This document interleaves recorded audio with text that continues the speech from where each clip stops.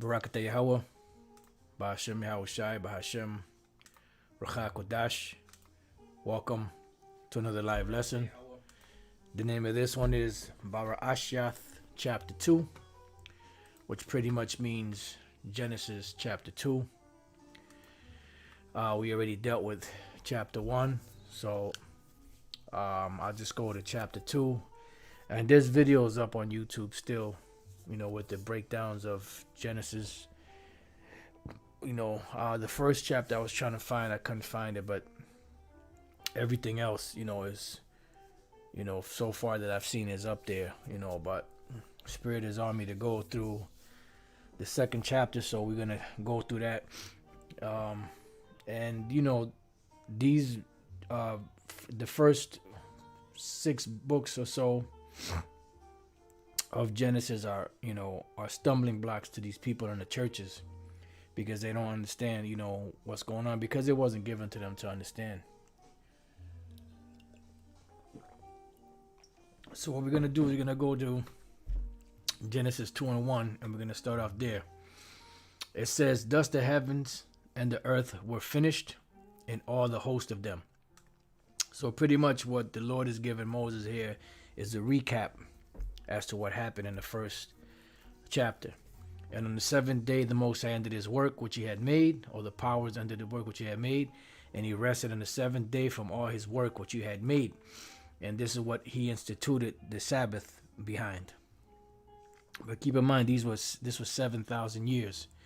"And the powers blessed the 7th day and sanctified it, because that in it he had rested for all his work, from all his work which the powers created and made." And that's why we have the 7th day as a rest Sabbath, and that the number 7 is completion. You have weeks, that are counted for 7 days. 7 days make a week, and that's when we rest. Work 6 days. Work is done. On the 7th is a Sabbath of rest. Then it goes on to say, "These are the generations of the heavens and of the earth when they were created, in the day that the Lord power made the earth and the heavens." Now, when you look up this word generations, the word generation simply, it could either mean genealogy or it could mean record. Because years ago, I'm not sure exactly, the whole breakdown of how it was so long since I've heard of this. I can't really remember full detail. But the so-called Muslims, especially Jake, used to teach that this was talking about the genealogy.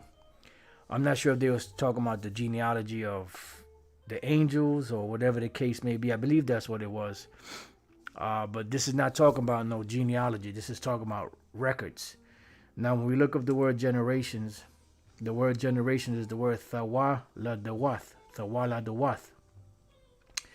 Descendants, results, proceedings, generations, genealogies. So it could be descendants, but in this case it's not speaking about descendants.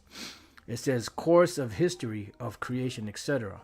Begetting or account of heaven, metaphorically. So this is exactly what it's speaking about. And we know that by the context of what's written. We just read about how, the heavens and the earth were finished and created, and how everything was in order. How the Lord rested on the 7th day. So then he's pretty much, when Moses is writing this, pretty much what he's saying is, these are the records. These are the generations of the records of the heavens and the earth when they were created, in the day that the Lord, all caps, Yahweh's powers, made the earth and the heavens.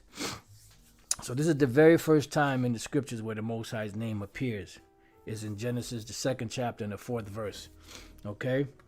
So this is a record of everything that took place. It says, "And every plant of the field before it was in the earth, and every herb of the field before it grew, for the Lord power had not caused it to rain upon the earth." And this is why, Salaki,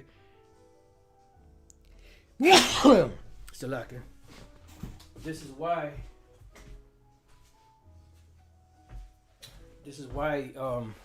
the people during the time of Noah looked at Noah crazy because he was talking about a flood, coming down, and it never had rain. So people looked at him like he was crazy. And there was not a man to till the ground. Why? Because man didn't have to work back then.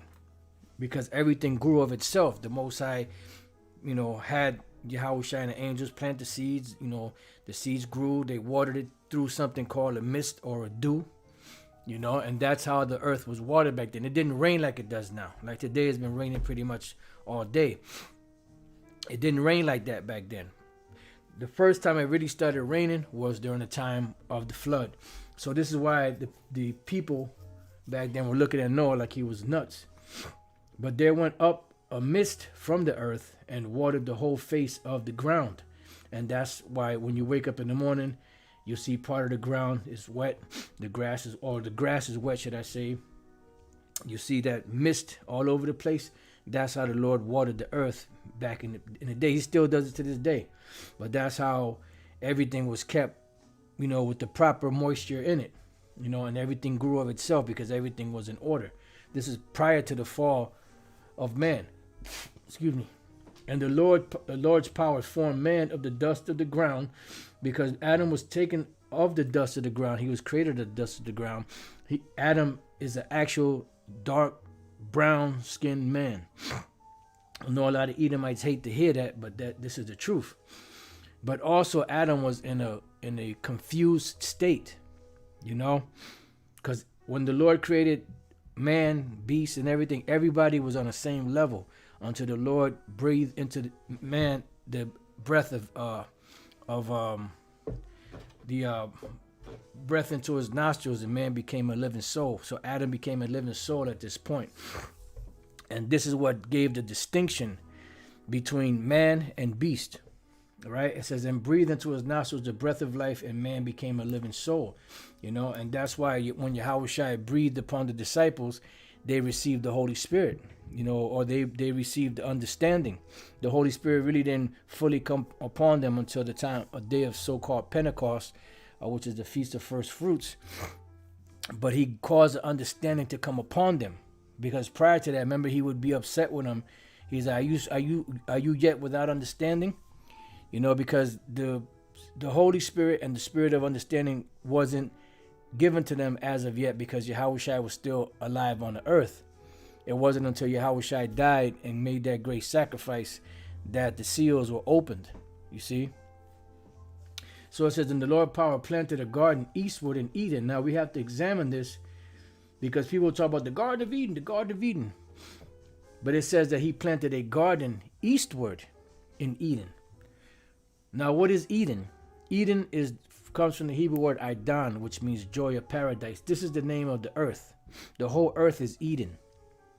And it's a joy. And even to this day, there's certain places around the earth that you see are still in that paradise, even though they're tainted, but you still see that the beauty and the extravagance of, how it must have been back then. So the Lord, what he did was he took a garden and planted it eastward in Eden. What the so-called scholars call it is the Fertile Crescent.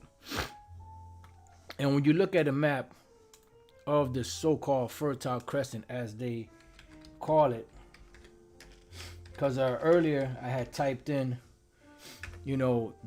these different rivers just to, get a map to give an illustration of it. And what came up, this is one of the maps that it came up. Let me see, this is going to probably be too small. Just bear with me 1 second till I find a decent one. All right, let's see what this is now. Just bear with me. I should have just pulled one up already. Nope, that ain't gonna work. Let me try this one. I guess this should be good enough. Yep. All right, cool. Now, what you have here is a picture of the Middle East. You have the Mediterranean Sea, Black Sea, Caspian Sea, Persian Gulf, Red Sea, And what you have here in green is something that the so-called scholars call the Fertile Crescent. And you notice it comes all the way down in this area, and it comes all the way up. All right? And this is what we're reading about. This is that garden eastward in Eden. And that's why they call this place what? The Middle East. Because this is the center of the earth. All right? And in between these two, in this area here, between the Euphrates, the Tigris River, all this area here, this is where Noah's 3 sons started to repopulate the earth. All right? And from there they spread out upon the face of the whole earth. All right? Now, going back, and there he put the man whom he had formed. So the Lord put the man in this region here, you know, because the land of Israel is down here, this is Jerusalem. So all of this right here, this is, and when you read about the blessing or the promise that the Lord made with Abraham, he promised him every land from this area here in Egypt all the way up to here, all of this. What they call a so-called Fertile Crescent, that's what the Lord gave us. Because when you go back to Deuteronomy 32, it says that the Lord pretty much in so many words gave the best portion of land to Israel, because all nations got their inheritance before we did. Because we were pretty much one of the last nations really to be fully formed. And the Lord gave us the best lands. He gave all the nations their lands first. He gave us the best lands. All right. So going back, it says, and out of the ground made the Lord power to grow every tree that is pleasant to the sight and good for food, because this is what we ate back in the days. The tree also of life, the tree of life also in the midst of the garden. Now, what is the tree of life? The tree of life is a tree of, can't put no better words to it than what it has. The tree of life. It's the tree of life. It's a tree of life. What's a tree of life? The tree of life is the tree of life. Well, the tree of life is the basic instructions of life. When you read throughout the laws, you know, of the Lord, you know, he says you keep these, you know, give you long life, you know, so on and so forth, because these are the instructions on how to please our power. So that's why it's called the tree of life. And this is what we're getting back to right now, because we fell away from that at one time. So now the Lord has given us the ability to get back to the understanding of that tree of life. And that's how we're able to do what we do, you know, through the Spirit and teaching. It says, and the tree of knowledge of good and evil. Now, the tree of knowledge of good and evil, when you look up into the heavens, there is what they call constellations. You have the so-called zodiac sign, you know, and all of those different star arrangements up in the heavens. Now, they can be used for good. They could also be used for evil. And if the Spirit allows, you know, maybe in another lesson, maybe I'll do a lesson on it if the Spirit allows.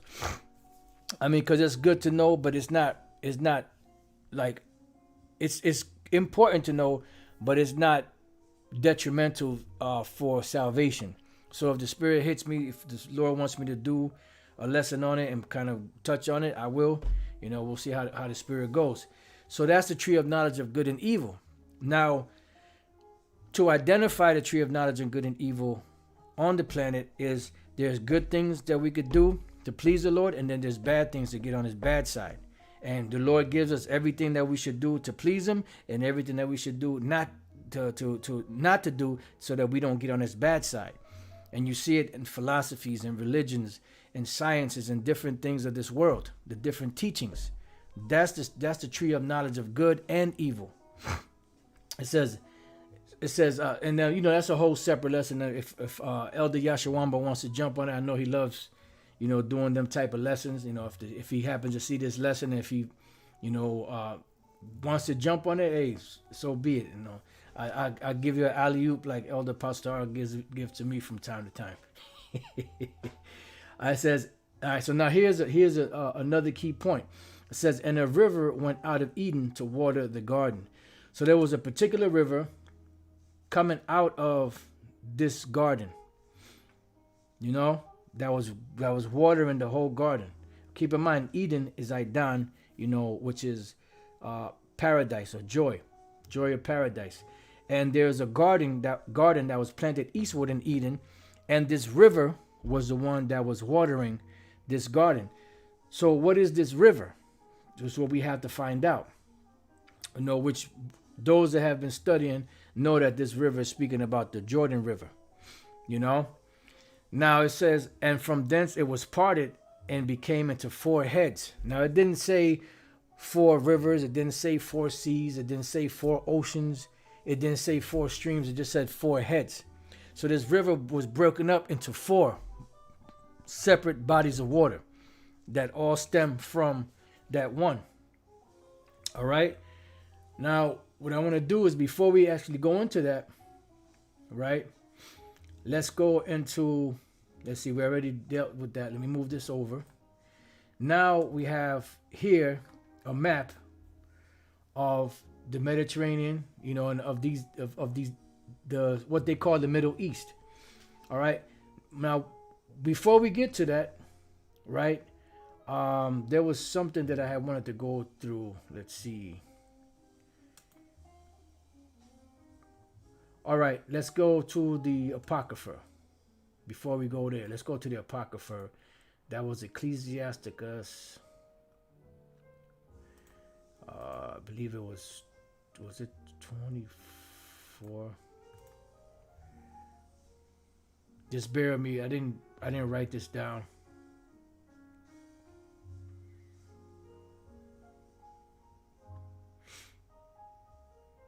Here we go. Ecclesiasticus 24 and 25. He filleth all things with his wisdom, as Pison, and as Tigris in the time of the new fruits. He maketh understanding to abound like Euphrates, and as what? Jordan in the time of the harvest. He maketh the doctrine of knowledge appear as the light, and as Gihon in the time of vintage. So here is giving you a list of these bodies of water, and one of them is the Jordan. So here it said that this particular body of water, that one body of water became 4 heads. So that would be what? That would mean that there would be 5 bodies of water, which shows you that the river Jordan is that main body of water. And when you read Psalms, the 46th chapter tells you that there's a river that waters the land of the Lord, or something along those lines. So it says the name of the first is Pison, right?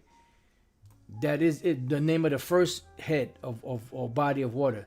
That is it, which compasses the whole land of Havilah, and there is gold. Now we have to identify, because the Pison River is the Red Sea, what they call the Red Sea or the Reed Sea.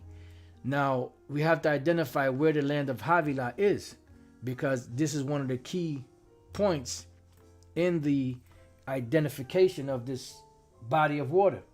So let's go to Genesis, the 25th chapter, and the 18th verse. It says, and they dwelt from Havilah unto Shur. Now Shur, for those of you that understand or that have been studying, you know that this is dealing with Assyria. They dwelt from Havilah unto Shur. It says, that is before Egypt, as thou goest towards Assyria. So when we look at a map, right? And let's read that again. It says, that is before Egypt, as thou goest towards Assyria. So here's Egypt down here. And if you're going towards Assyria is up here.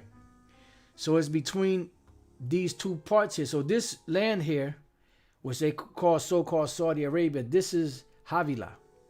This area here, this region here, this is Havilah. And it was broken up, some, you had Ishmael that lived there. You had certain Hamitic groups that lived in the area, and then eventually later on in the line, down the history, you had Esau that was down here in this area, so on and so forth.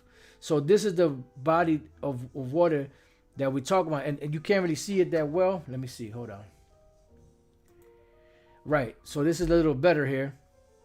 So it says, that is it which compasses the whole land of Havilah. And you see the body of water that's doing that is what here? The Red Sea. Because it goes down throughout the whole land of so-called Arabia. All right, that's the body of water that compasses the whole land of Havilah. That's why it's important to identify what Havilah or who Havilah is, because here, when you read up above that, and these are the years of the life of Ishmael, so this would be in that region. Okay, now let's go back. The name of the first is Pison, which is the Red Sea.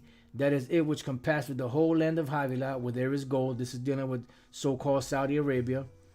And the gold of that land is good. There is bdellium or delium and the onyx stone. All right. And the name of the second river is Gihon.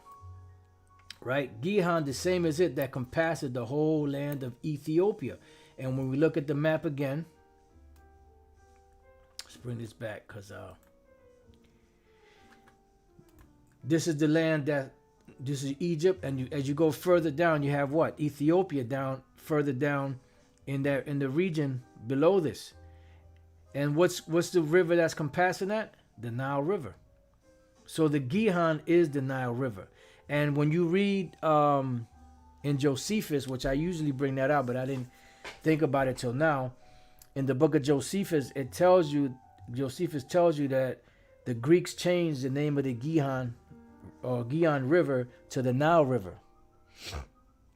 All right. So we identified two of the rivers, the Pison, the Red Sea, the Gihon, which is the Nile River, right? And like I said, if you do the research and you find, the Greeks changed the name of the Gihon River or Gihon River to the name of the Nile River, because these names that you see there today, these are names of the Greeks that the Greeks put on it. The Greeks. All right, going back. Says, and the name of the third is Hiddekel.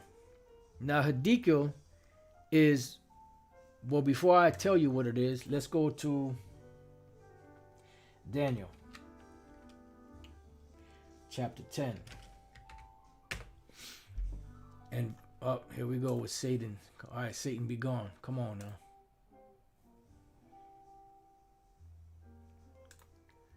Let's see if we could. All right, Satan. Slow your roll, dog. All right, Daniel chapter 10, verse 4. And in the 4th and 20th day of the first month, as I was by the side of the great river, which is Hiddekel. This is Daniel speaking. Now Hiddekel, we come down to the river Hiddekel. Chadaqual, rapid, one of the rivers of Eden, which coursed east toward Assyria, better known as the Tigris. All right, so this is the Tigris River. So it says, and the name of the third river is Hiddekel. That is it, which goeth towards the east of Assyria. Now, it identifies, it says, and the fourth river is Euphrates.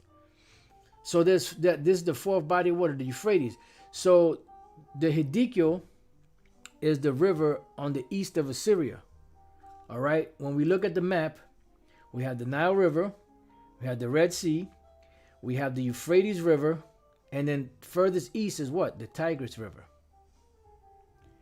So these are the four bodies of water that were broken into four from the Jordan River, which makes up the Garden of Eden. All right. So this is the region of the Garden of Eden. All right. So going back, it says, and the Lord power took the man and put him into the Garden of Eden to dress it and to keep it. And the Lord power commanded the man, saying, of every tree of the garden thou mayest freely eat, but of the tree of the knowledge of good and evil thou shalt not eat of it, for in the day that thou shalt eat thereof, thou shalt surely die. And we know what happened with that. So how do you eat? You're not actually biting a fruit, because you're not going to find the word fruit in here. It's talking about partaking mentally in the philosophies, of these other nations. Because remember, all of this, these different religions, these different schools of thoughts, these different philosophies and different things of that nature, all go back to these ancient cities that were practicing with in these different arts, these different pagan worships. So that's what the Lord meant. And what was one of the biggest sins that we committed against the Lord? The worshiping of idols, among many other things. It says, and the Lord power said, it is not good that the man should be alone. I will make him an helpmeet for him. And out of the ground the Lord power formed every beast of the field and every fowl of the air, and brought them unto Adam to see what he would call them. And whatsoever Adam called every living creature, that was the name thereof. So Adam gave names to everything that we see. You know, it says, and Adam gave names to all cattle and to the fowl of the air and to every beast of the field. But for Adam there was not found any an helpmeet for him. And the Lord power caused a deep sleep to fall upon Adam. You know, he wasn't in a slumber like the Lord, because they try to link this up with Abraham. When Abraham had that sleep, you know, that deep slumber, you know, that's not what this is talking about. It says, and he slept, and he took one of his ribs. So it didn't mean that the Lord put him under was that Novocaine or whatever that they give you, that sleeping gas, and then he committed, or he performed a surgery on Adam to take out one of his ribs and close up the flesh instead thereof. That's not how the woman was made. Remember earlier when we read or went through the book of Genesis, the first chapter, there were many people created at the beginning. All right. So you're talking about later on, you know, descendants that came out of that mass amount of people that came out of the sea. Now let's go from there to Genesis 29. There's many scriptures you could go to.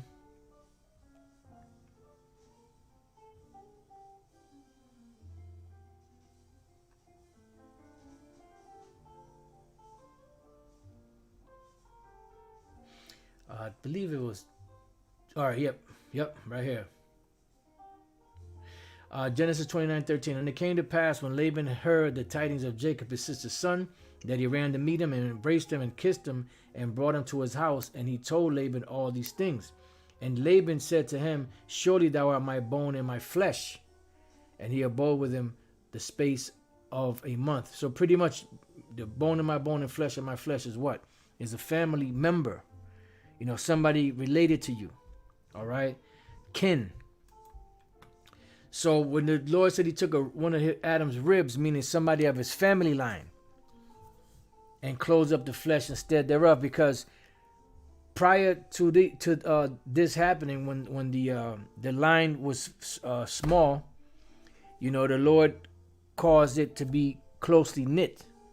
When you go to the book of Leviticus, it speaks about, you know, that you're not supposed to deal with your sister. You're not supposed to deal with your mother. You're not supposed to deal with your aunt. There's certain, you know, you're not supposed to deal with your son's wife.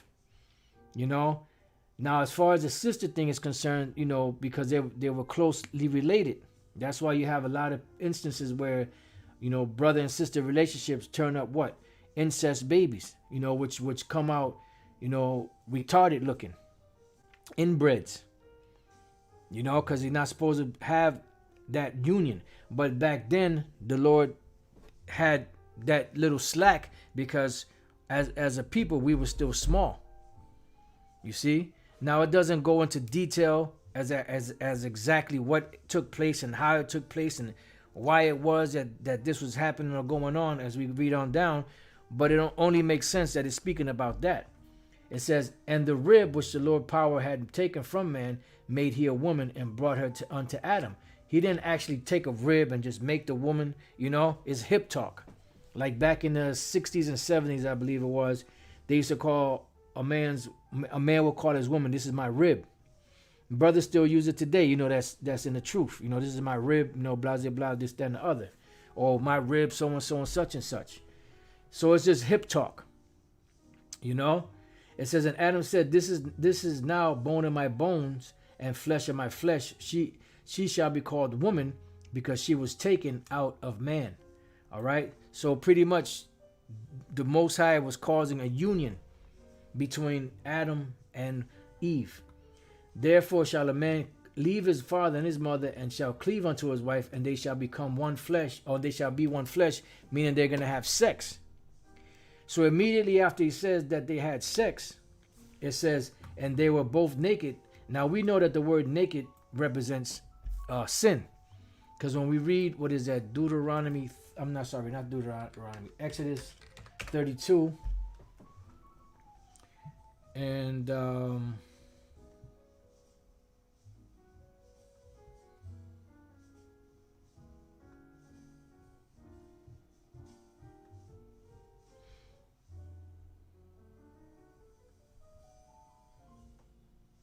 and 25. And when Moses saw that the people were naked, for Aaron had made them naked unto their shame among their enemies. And how did that happen? By him making a golden calf from all of the jewelry that they had. So that represents sin. So immediately after the Lord said that they shall be one flesh, which indicates sin, the union between husband and wife. Then he says, and they were both naked. So just based off of the writing, it must mean that they were very closely related, and they committed a sin. It says the man and his wife, and were not ashamed. Why? Because they didn't know that was a sin. Because remember, this is before the laws were actually written on paper. So it could be something else, but for the most part, we believe that's what it is, because it would make sense. Because why would the Lord say right after he said that they would be one flesh, that they were both naked? Which naked means sin. It doesn't mean they were running around butt naked and all of a sudden they found a leaf, and tied it around them, around their stuff, so that they can, cover themselves up. And these are misconceptions that are still taught in the Roman Catholic Church and the Christian Church, or whatever denomination out there that still believes in those fairy tales that they tell. So pretty much that's been, the Genesis, the 2nd chapter. Hopefully it was edifying. You brothers out there, sincere ones, and you few sisters have been edified. To the next time I say shalom.